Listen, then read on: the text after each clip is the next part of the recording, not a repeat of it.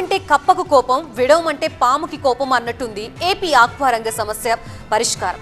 Feed కంపెనీల డిమాండ్లు వినాలా, నష్టపోతామంటున్న రైతుల్ని ఆదుకోవాలా అనే సందిగ్ధతలో అధికారులు కొట్టుమిట్టాడుతున్నారు. ఈ ప్రతిష్టంభనకి తెరదించాలంటే మరోసారి ప్రభుత్వ జోక్యం తప్పదా?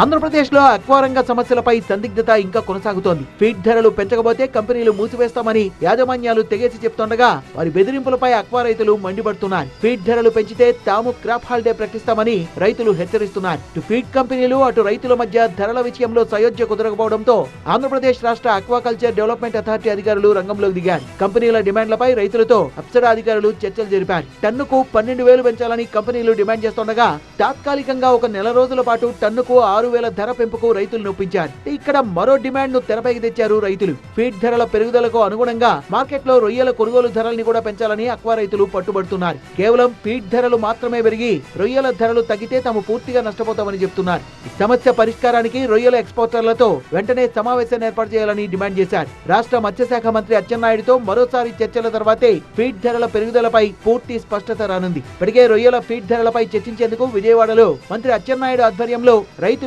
ఫీడ్ కంపెనీల ప్రతినిధుల సమావేశం జరిగింది.